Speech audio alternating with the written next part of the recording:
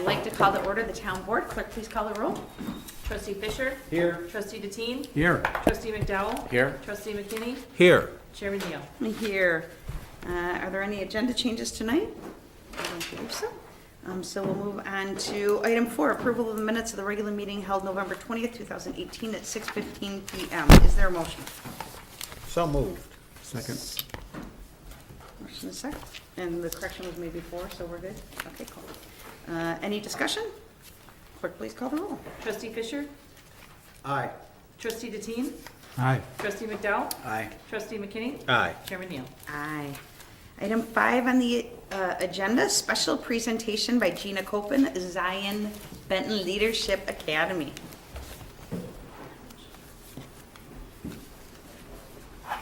Hello, Ms. Gina. Hi, how are you? Good.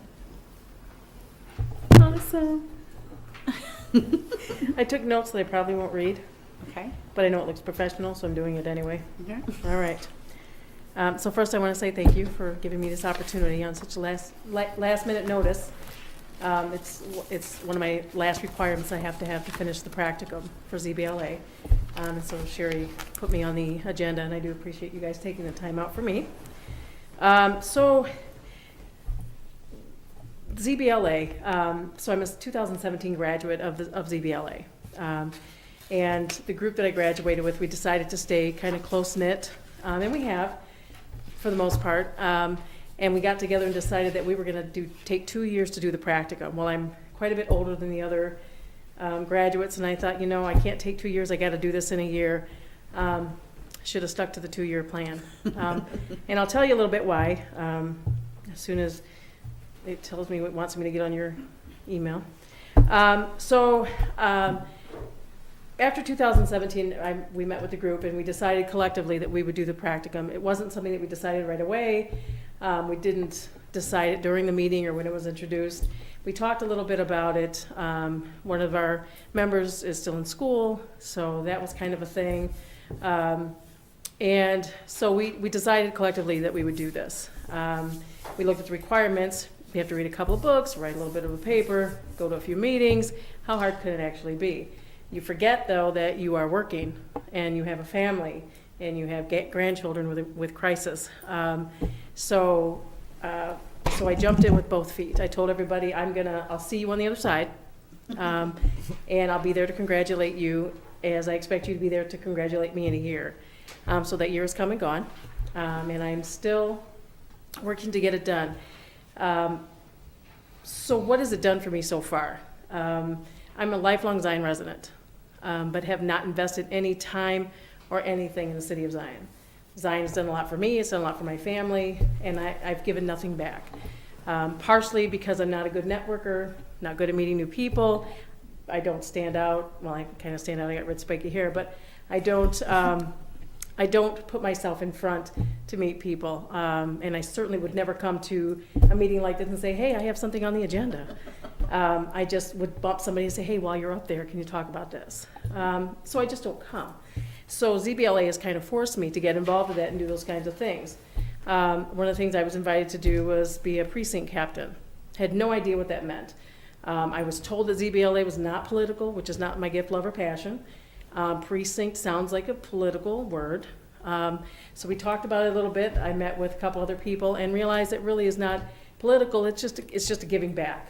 It's a nurturing, it's a taking care of your community. So we jumped in with that, did not know what to do with that, and then it took a new face. And then was asked to take a lead position in that. Scared me to death. I mean, it's almost like saying, hey, you're gonna go swimming with sharks. You can't swim and you're gonna have weights on your legs. But we'll be there to applaud you every step of the way. So I did it, and it really has turned out to be something I'm excited about. Trying to make some plans, meeting with people, working with other people. It's been pretty exciting. The other thing I've done is I've joined Rotary. Rotary. I'm just going to say it. Rotary. So Rotary is a commitment that if you've never been to Rotary, it's a commitment. It's an early commitment. It's 7 in the morning, which is coffee time Monday, Tuesday, Thursday, or Wednesday, Friday. Thursday, I'm at Rotary. most often. I am a senior youth director for the YWCA Lake County. We open at 6 a.m. Oftentimes, I'm on my way to Rotary, and I get a phone call from a staff member saying, a parent needs you. We're running late on the van routes. We need you to take a child to school. So I had to Waukegan. But I go as often as I can. I'm not as devoted in Rotary. I do plan to be. ZBLA is helping me with that because I have something to talk about. It's something that's in the community. So I'm excited about it. When I jumped in with both feet, I read through the books quickly, took no notes, made no indication of how it's going to help me, of any of that. It was a requirement. I read the books. And then my mentor said to me, so what did you get from the books? And I'm like, I can't tell you. I can't tell you because I didn't invest. And so what my mentor and I talked about, because with ZBLA you also get a mentor, is it's not an invest. This is not something I'm doing to boost a resume. I'm 48 years old. Where am I going? And it's an investment for me. It's an investment in my time. It's a growth for me because at 48 years old, I still don't like to network. When I'm uncomfortable, I make jokes because if you're laughing with me, you're not laughing at me. So I have not come full circle. I wish I had done this earlier. Sherry approached me probably 7 years ago, and I'm like, sure, I'll do it. We were at the farmer's market, and I put the information in the bag with the strawberries and never saw it again. And a couple times later, Sherry brought it up to me. I'm like, yeah, sounds real political. And then finally we met at another meeting, and she's like, you should just do it. They're getting ready to do it. And I'm like, just do it. And I did it. It's the best thing I've ever done. So what do I plan to do when I'm done? I plan to be more committed to the city. I plan to get more involved. I'm not saying I'll run for a public office because I really enjoy family to the point where everything else will go to the side. I really enjoy being a grandparent. I really enjoy being a younger parent of adult children. But I would like to be invested, and I would like for my children to be invested because my children were born and raised here as well. One child does not live here anymore, but they're here all the time. So I mean, it's an opportunity for me. It's a growth for me. It's much needed, and I'm hoping that once I finish this, the practicum, there will be another opportunity for some kind of ZBLA growth, and I keep hinting that out to Dr. Clark, that there should be a third if we're working this hard to do the second. I will take 2 years.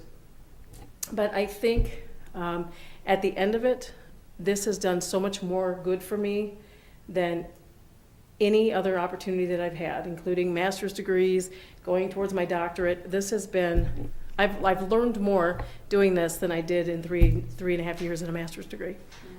So. Yay. Who's your mentor? Jaquanda Jaquanda Nelson.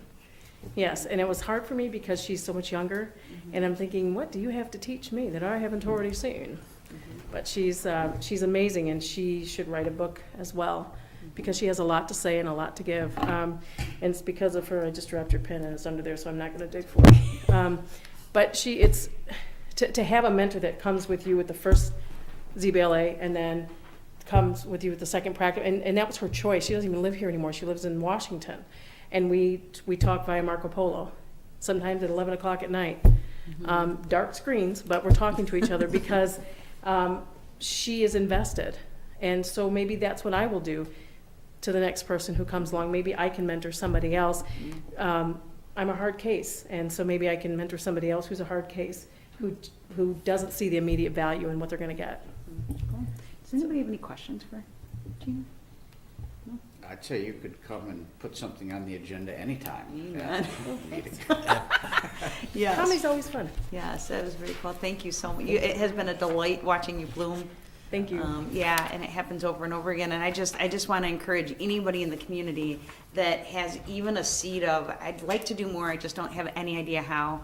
The website is zbla.info, and they have the sessions once a year. Gina is on the alumni committee, so they're starting up an alumni group. We have 69 graduates from the Zion Benton Leadership Academy so far. So it's definitely a force to be reckoned with, the people that are have been involved with the ZBLA. So Gina, incredible. Thank you so much for sharing. Thank you, guys. Yeah. Thank you. Thank you. Okay. Item 6, are there any citizens' comments this evening? Going once, going twice, okay. Item 7, authorize bills for payment. Trustee Deteen.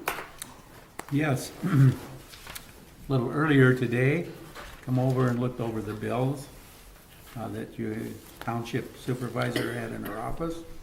Talked with her and the assessor, and she submitted bills for the trustees to consider tonight of $64,003.82. Second? Any discussion? Clerk, please call the roll. Trustee Fisher? Aye. Trustee Deteen? Aye. Trustee McDowell? Aye. Trustee McKinney? Aye. Chairman Neal? Aye. Item 8 is the public hearing. So at this time, I would like to, do we make a motion for a public hearing? Is there a motion? So moved. Second? Motion and a second. Any discussion? Clerk, please call the roll.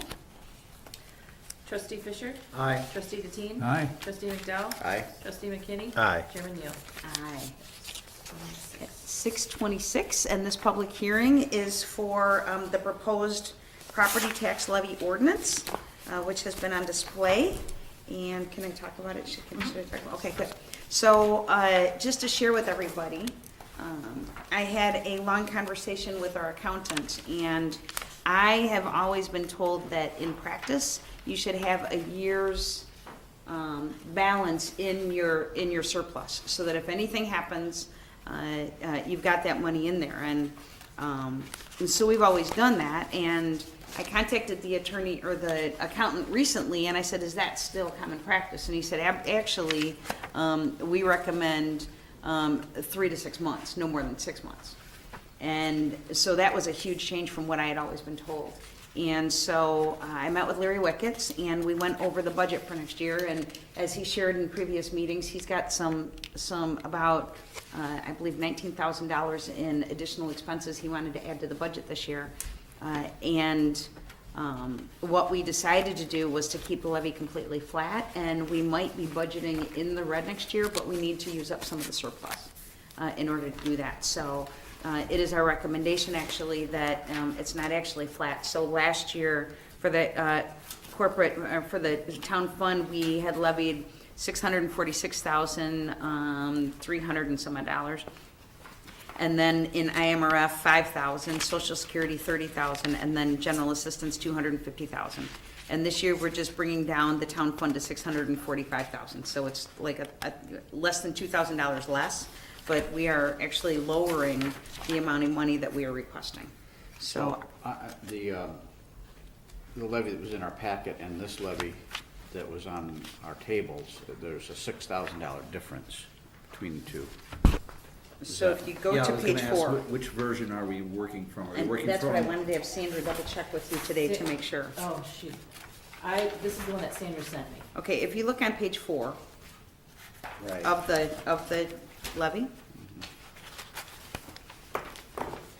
Okay, and it should say 645,000, Uh-huh. 5,000, 30,000, and 250,000. Right. So for a total of 930,000. Is that what they both say? No, the original one, You had Social 36,000. Security tax, that's where it's at. Yes, Social okay, Security, good. right. Yeah, it was the 36,000. And when I checked with the accountant, he said we only needed 6 months, then we didn't need to levy the extra, so.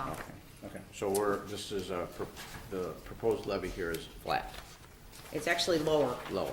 yeah. I knew that would make you happy. It does, it makes me real. So, this is a public hearing. If anybody in the audience has any questions, comments, concerns, suggestions, anything about the levy, this is your opportunity. Okay, hearing none, I move to close the public hearing. Do we need a motion? No. Okay, good. So then we will move forward with item number 9, consider passing ordinance levying taxes for all town purposes for Zion Township, Lake County, Illinois, for the tax year 2018 collectible in 2019. Is there a motion? So moved. Is there a second? Second. Motion is second. Any further discussion? Thank you for your work on this, and also Assessor Wicketts for doing a good job and keeping the levy flat. Appreciate that. Yeah. And Yeah. so do our taxpayers. And I'm a taxpayer, so I appreciate it. As one of them, I appreciate that too, so thank you for saying that.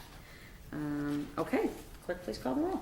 Trustee Fisher? Aye. Trustee Deteen? Aye. Trustee McDowell? Aye. Trustee McKinney? Aye. Chairman Neal? Aye. Item number 10, summer work program van. So this summer, you know that we've struggled. It's been 3 summers since the van that we had for our summer work program, the city maintenance guys dubbed it undrivable. They did not want it on the road because the chassis had rotted out. And so we were left without a vehicle for our summer work program. And for 2 years in a row, we rented from Enterprise it was between $2,500 and $3,000 for a 6-week program because we've got different drivers. And so this last summer, we met with Matt Thornton and Lori Villalobos from my father's business, as well as Wesley Free Methodist Church, and because we knew they had a bus. And so we talked to them, and they said they would love to lease it to us, and we agreed to lease it for $1,500. So we saved a lot of money, they made a little money, and it was being used. When we got it, we realized it was the old ESDA bus that the city had I had, was just gonna right? say that, yeah. that's- Yeah, really, it's about this close from not shouldn't be on the road, right? And the contact high that you get from the fumes that come into the bus, and there were just a lot of issues with it. And if any of you have followed what has transpired for our community through my father's business, it is nothing short of a miracle. CCC knows that, you guys house the program every Friday night for the little ones, right? And then they have, the older kids are still at, no, where? What, they're at They Wesley. are still at Wesley. And so recognizing that they need a vehicle that they can be, that is drivable, that they can have on the road, as well, we need a vehicle at the township for our summer work program for that 6 weeks. And so I approached them and asked them if they would be interested in going together for a partnership to be able to purchase a vehicle. I don't want to have another van sitting in the township garage 46 weeks out of the year so we can use it for 6 weeks. It makes no sense. And they have some capacity to be able to raise money to get a van. So my thought, and I just put it on paper for the first time, I reached out to George Bridges, who did their 501c3 status, to see if there would be any issues with doing a township non-for-profit partnership to do something like this, and he said that it's actually in the township code that we can do this. So that made me feel good.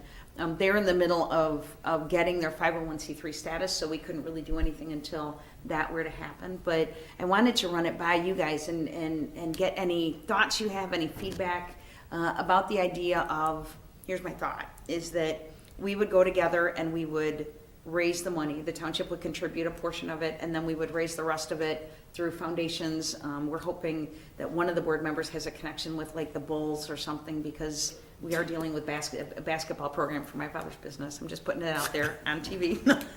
Yeah, now he woke up. No. I wonder who that is.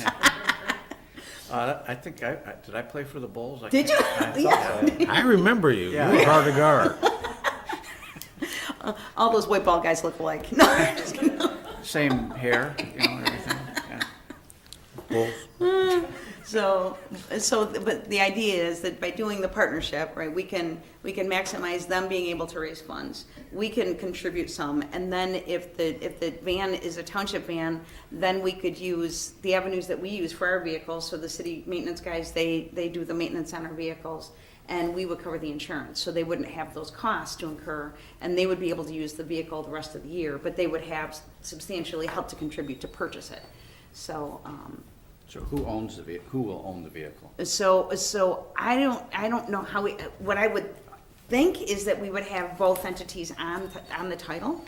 I don't know how that would work. That would have to be something we would have to work out with the Yeah, attorney. I think that needs to be clarified. Yeah. On who would have primary ownership Primary of the ownership. vehicle. Right.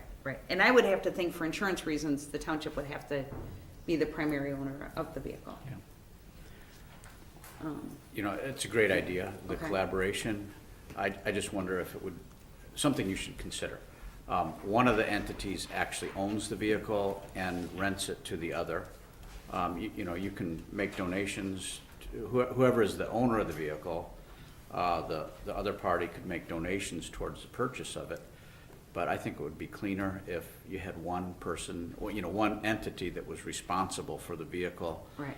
Maintenance and, Yep. all those kinds of things. If it's owned by two entities, then you'll think the other guy's doing it. Right, well, no, and everything would have to definitely be worked out. So the two sides to that are, so if my father's business owned it, right, then we couldn't help with those things, and we would just pay them a portion, you know what I mean, Rent it, for renting yeah. it, right? And then the opposite is also true if, which side did I just say? So if they owned it, right, we would rent it for the 6 weeks, and then they don't have the support of us, to be able to do that.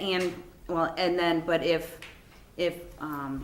we owned it and then they rented it from us for the 46 weeks, I'm not sure how that would work. So I would just like to sit down with an attorney and figure out the best way to do that. But I wanted to see if you guys are in support of just the idea of moving forward. Like I said, there's a whole window of time before they even get their 501c3 status to be able to do that. But if there were a way to do a win-win situation with it, that would. Sure, find out. So, I think, yeah, exploring a partnership would probably be, I think it's worth looking into, okay, cool. so. Excellent. Any other feedback? So Billy, you would help us? As much as I can. There we go. Excellent. Nothing like being put on the spot. Yes, any chance, right? It's on TV now. So, excellent, thank you. So I just wanted to bring you up to that. The next thing I wanted to share with you is my staff has been kicking around the idea of changing office hours. And then just doing it on a trial basis to see if it supports the community or if it doesn't. And so the thought was that for February, March, and April, we would be open Monday through Thursday from 8 a.m. until 6 p.m. And then on Friday, we would be open from 9 or 10 until 2 o'clock. So just enough for people that need to get in and do that. But it's concerned me quite a bit that like we close when people are getting off work. And so individuals, and we've worked it out. People that are in a crisis, they need emergency assistance. We work through email. We work through every way we can. But to be able to be open that extra hour, I think would help. And it's the first time I actually had my staff that was interested in looking at it. So my thought around it is that we would do it for those 3 months, and we would actually track how many people come in from 4:30 until 6, from 8 until 8:30 and 4:30 until 6 on Monday through Thursday. And starting now, how many people come in on Fridays? Because that's usually our really slow day. And so just to see, how that would work. So I'm curious, any thoughts, feedback, if you guys have tried to do this in any of your situations and. Well, the contacts that you would get on a regular, do you get phone calls after hours usually? People don't usually leave messages, right? And people are programmed that we close at 4:30. So they won't, they wouldn't normally call now, so. I guess I would ask too, is there a time of the year where the load is heavier? Is it fall and winter, or what happens during the summer and spring months? So I'd have to go back and look at and we do have all of the stats to be able to see that, and we do have we have the stats to be able to track that, to see like what happens from that. Yeah, but we don't track per day, right? We just track like each month what kind of service we have, and it's actually in our monthly report every single month how many walk-ins we have, how many calls we have, to be able to track that. And so, what are your thoughts around that? Well, the just based on the time of the year, you would think maybe assistance would be, depending on the winter months, maybe there's more reason to have the office open later during the fall and winter season as it gets colder, and possibly during the summertime or springtime. I don't know if the need is, so you'd have to assess that. Right. Because we've done that with floating hours at different businesses that I've worked in. That's interesting. So you're looking at having a longer Monday through Thursday schedule. My only concern from having, supervised staff where, you have people working long shifts is that it can become wearing on people. To put in that long of a day if they're going to be there the whole day. Right. So I can see I would say, go ahead and try it, but be very, very cognizant of the fact that, you know, you're asking people to work a long day, and then they gotta get home, and then, you know, they Kids. got their personal lives they also have to deal with, and then they gotta come back the next day. Right, Um, right. And that can start to wear on you for a while, after a while, even though you're only working the same number of hours in a week. Right. But if a 8-hour day compared to 10 hours. a 10-hour day, it does make a difference. Yeah. It does Yeah. make a difference. Well, and that's why I thought if we just did like a sample for, you know, a 3-month period, when it's in the middle of winter, you know, or, you know, when we have the snow months, just to give it a try and get the feedback, not just their feedback, but, you know, paying attention for the Right. feedback that they Because get on that. if, yeah, you really need to track whether there's gonna be any benefit Right. to the public. Right. If there's no real difference in the number of cases that you're handling, Right, then, then why do it? yeah, you're putting more stress on your staff Right. to cover that whole day and you're not getting any additional benefit out of it. Right. So Well, and- that's what you need and- to track really close. And their take on it is that the 2 staff that would commit to working from 8 until 6, Monday through Thursday, they'd always get a 3-day weekend. So they feel like then they wouldn't have to come in at all. It helps them to unplug longer, you know, to recuperate, to be able to come in. But it's meant to be seen, right? Because it Right. might end up being more of a stressor than they realize. That's why I thought just doing like a sample, right, just to see what the impact is and going from there. Right. Excellent. So we're thinking about starting February 1st and being able to advertise so that people know that we're going to be changing our hours. So I will, I will bring it back to you at the January meeting and let you know for sure if that's, you know, so, because I didn't want to get too much into it with them. Just wanted their opinion, and then I thought I'd bring it to you guys first in case you had any reasons why we shouldn't give it a try, so. Excellent. Okay, thank you. Next item is the assessor's report. Assessor Wickets got in touch with me and notified me that something came up and he could not make it tonight. Did he have anything that he shared with you? Okay, so there's nothing. And so then, next on the agenda is the supervisor's report.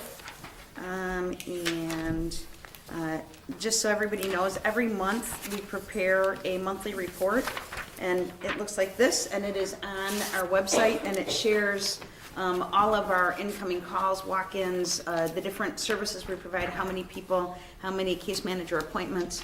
So it kind of helps you to know, you know, what we do and what we were able to do in that month. So that's the first thing for my report every month that I do. But then just a few things. This Thursday night is the Elf Network Christmas dinner, thanks to Christ Community Church. Kathy Richards is incredible. No fear there, she's got this thing worked out. So the food was delivered this morning from Santa's volunteers, and gift cards for Jewel, and the bags are actually like the Mariano's real bags instead of the brown bags that rip every year. So they've definitely upped their game, but thank you to Christ Community Church volunteers that went down to St. Mary of the Angels Saturday morning and packaged all of the presents and did that whole, But really, really smoothly. did it really? We were finished by 9:30. Oh my gosh, that is so incredible. So, yeah, it was the first year I missed. It was weird not being there, but felt really good to know that there was such an awesome group that was there representing us. So Yeah. that was good. So Thursday night, Christ Community Church is providing a 3-course meal. The gifts will be given out, and I think we're going to be there. We're going to do we've been doing family portraits for anybody that wants one, so we've got probably half the group already have them, and then anybody else, Sandra will have the camera there to take a picture, and they can pick them up at Township after that. We did have, Sandra really wanted to do a skit. I would say that you should go ahead with the skit Yeah. and just find someone else to fill in that role. Right, that's what I said, but actually, so one of my staff had to leave out of town on a family emergency, so pray for us because we really need her in the office right now. But her and her 2 daughters were in the skit, and so Sandra really didn't feel comfortable doing the skit without them. But you can stop in and talk to her tomorrow and convince her otherwise if you'd Okay. like. I do know that there's somebody else on the board that has a background in acting, but I'm not gonna bust that person out, so. I won't at all.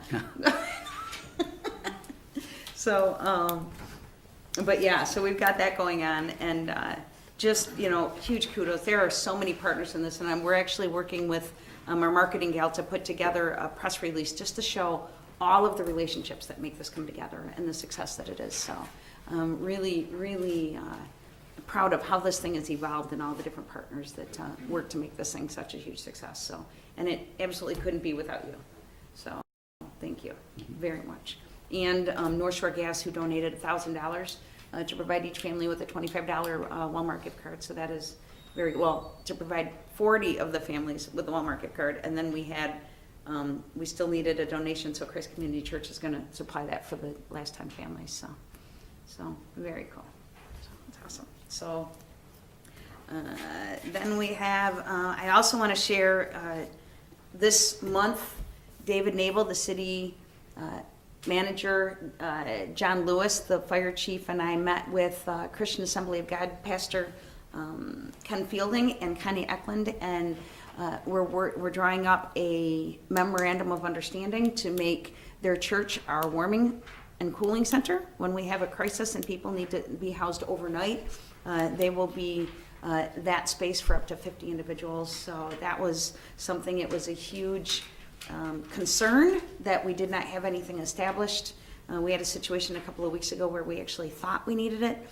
We ended up not needing it.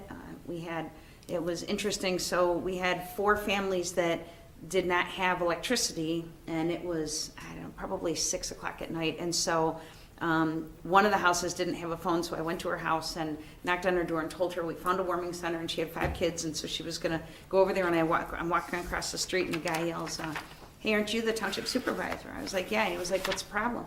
Like, she doesn't have electricity yet, so we found a warming shelter. And he's like, "Yeah, she's got to have electricity." I'm like, "Yeah, she doesn't." He's like, "She's got to." I'm like, "None of those houses do." He's like, "They're all vacant." I'm like, "Okay." He was like, "Yeah, it's probably just the fuse that tripped." I was like, would you go look at it? So we went over and flipped the switch, and she had electricity, right? So it was just one of those serendipitous moments. Had like he not been outside, she would have stayed at Christian Assembly all night, gone home the next day, still not had electricity. So really grateful for neighbors that are willing to reach out. And then the other 3 individuals, they got electricity right about the same time. So nobody had to stay at Christian Assembly, but really, really grateful for them stepping up and being willing to be that for our community. It's something that we hope we never need, but I sleep better knowing that we have it in place. And they're ideal because they have the most incredible food pantry there every Wednesday, and they are a church for pads every Sunday night. So they have the really thick pads and the pillows and all the stuff to be able to house people easily. So just really, really appreciate Pastor Ken Fielding for his willingness to let his team serve in that way. Want to share that this Thursday at 3 o'clock at Zion Benton Township High School, there's going to be a dialogue on the movie The Hate You Give. Trustee Billy McKinney, Chris Kubik, Deb Will from the high school, they've been working on pulling this together. Huge kudos to Dr. Chris Clark and her team for sending the entire freshman class to see the movie The Hate You Give. And so we're going to be doing that dialogue on Thursday. We worked really hard to try and do a community dialogue, and things didn't work out with the movie theater in Gurnee. I'm going to say that. That's the nicest way I can say it. It just didn't work out. But we also know that the movie is going to be coming out on DVD by the end of January, and we are looking to do a community where we watch the movie and have that dialogue, hopefully in February. So looking forward to that. It's a really powerful movie.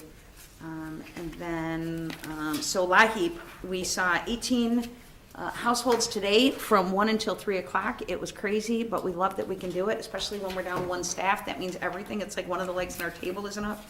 But we were able to serve 17 families, and because of the holidays, we will be picking up and starting to do the LAHEAP, which stands for Low Income Home Energy Assistance Program applications, beginning again on January 15th. So we will be picking that up again. If you know of anybody, have them call our office and we can let them know what the income guidelines are for that, to be able to help. Last year, we brought in over $125,000 for residents in being able to process those applications. And really grateful that CAP, the Community Action Partnership, allows us to process those applications for them. Chief Lewis, I met with our new state representative, Joyce Mason, and she is looking to have office hours at the township as well. And did that. We're going to be painting the inside of the township. Our building is officially 10 years old, so it needs a fresh coat of paint, so we will be doing that in December and January. And then we'll be closed, obviously Christmas Eve, Christmas Day, New Year's Eve, New Year's Day, and then on January 21st. And one last thing just to share, beginning January, there was a new law that was put into play that we need to have the township clerk also review the bills and sign off on those. So Sandra will be working with Cheryl to put that in place so that we're following that new state law. Cool. So that's everything. Is there anything else to come before the board? Okay, is there a motion to adjourn? So moved. Second? Motion and second. Any further discussion? Clerk, please call the roll. Trustee Fisher? Aye. Trustee Deteen? Aye. Trustee McDowell? Aye. Trustee McKinney? Aye. Chairman Neal? Aye. Meeting adjourned.